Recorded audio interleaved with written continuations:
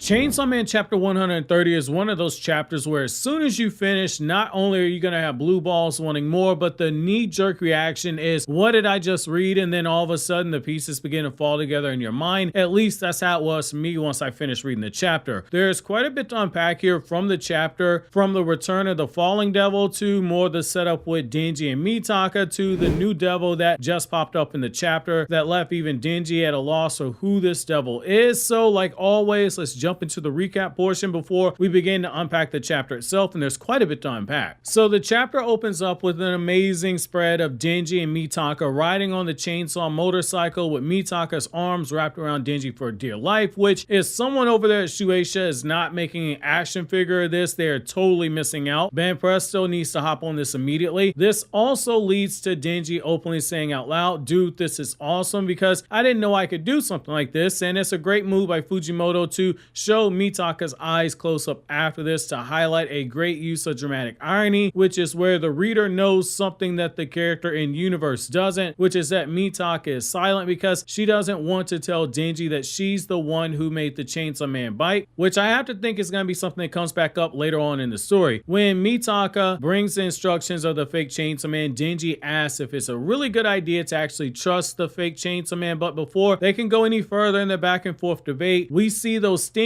from up in the sky and they proceed to try and attack Denji and Mitaka, but with creative thinking, Denji is able to avoid the Chainsaw Man motorcycle and ride it on the side of the building to avoid it, while all the innocent people below are left stunned by what's happening. It's almost as if Denji saw the new Fast and Furious movie, Fast and Furious X, and said Dominic Toretto isn't the only one who can do absurd stuff with a vehicle. Watch this, I'm about to live my life one chainsaw at a time. It's then we see a close-up of the demon who is controlling those tentacles, and we even see the demon manifest itself in front of Denji, trying to take what looks like a frontal assault, but Denji is able to get out of the way and continue racing away towards safety, all while questioning what type of devil it is that we're seeing here. However, all of that is basically a distraction because the falling devil has now returned and it shows violence faster than Cersei from Game of Thrones,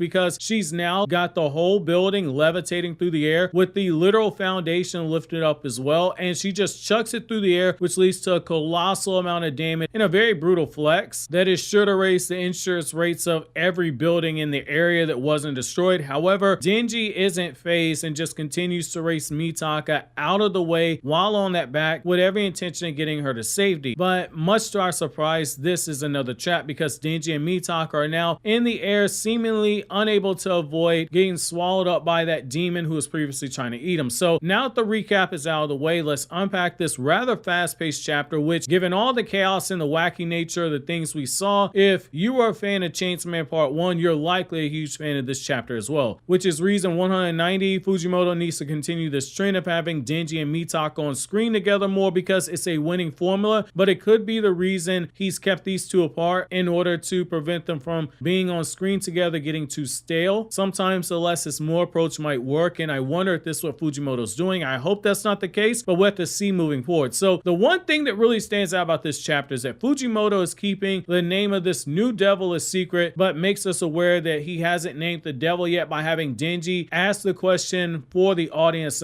itself, which is to say, who is this devil? And I have to think that this is something that's going to get addressed at a future point in the story, likely in the next few chapters by commentary from the falling devil. I would assume initially I thought this might be some type of a caterpillar devil, but the thing is now we have this hammer that is coming out of his hand, and it has me rethinking everything I previously thought. The question is, given that we have the falling devil who is a chef and all these devils are trying to eat Mitaka, and we have Fami, the famine devil, just looking at the huge design of the devil itself, with it being rather beefy and large in size and open mouth in its stomach and the drool on the tongue, I'm really wondering if there might be something that continues with this theme that we see with Fami and the falling devil. Fami, when she trapped everyone in the aquarium, had the goal of making Mitaka hungry, and now we have the falling devil making a dish that has Mitaka as the main course for the devils to eat. If we learn that this is like, say, the obesity devil or the gluttony devil, I'm not going to be shocked because it would connect with what we've seen. However, given how much Fujimoto subverts our expectations, I'm not going to be shocked if he trolls us and just names it something something else, but whatever it is has to be a devil that has a ton of fear in order for it to actually be this strong. The whole vibe of this thing looks like one of those bugs that you see consume everything in their path, which could be why it looks like a caterpillar. Caterpillars eat flower petals and eat seeds and roots, so obviously this devil would eat a lot, but the thing is that it's way too strong to be considered a caterpillar devil. I don't know where caterpillars list on the rank of things that people are afraid of, but it cannot be this high. So I do think that there's a mix of all these things potentially. However, moving away from the mystery of who this new devil is, because we could talk about that all day, we have the return of the falling devil, and that's another question we have to ask. How in the world is she back after just being shown getting taken out of the story? Did this fake Chainsaw Man already botch this job this quickly? Did he pull a Cody Rhodes and not finish the story? I know that might seem odd, just considering that we are dealing with a primal devil, so it would be anticlimactic and raise even more questions if this fake Chainsaw Man was able to take out a primal devil when Denji, the real Chainsaw Man, couldn't do so. But then here's the thing, this is a fast turnaround, which if Fujimoto is trying to add more reasons to make me invested as a reader, mission accomplished. And it's gonna make us look at Denji's words asking, can we trust the fake Chainsaw Man a bit closer now? Because something about this does not sit well with me at all. Fujimoto is clearly cooking something up here. Like, when you are following up the Darkness Devil as one of the primal devils that we get introduced to, that's a very tough act to follow. It's almost like you're setting the character up for failure given how impactful the Darkness Devil was. People came out of that arc just downright mentally scarred. One of my favorite scenes is the moment that Denji and Powers shared following that battle with the Darkness Devil, and that scene does not happen if the Darkness Devil didn't do so much psychological damage to everybody. So that is something to keep in mind, because Fujimoto might be well aware of how big of a shoes that he's having to fill with this falling devil, and he might be attempting to get the falling devil over by having it repeatedly come back from what should be near-death circumstances as a way to have its resiliency be enough to sink into the reader's minds that this devil is a huge problem. Now, one thing I do appreciate about this chapter is that Fujimoto overdosed on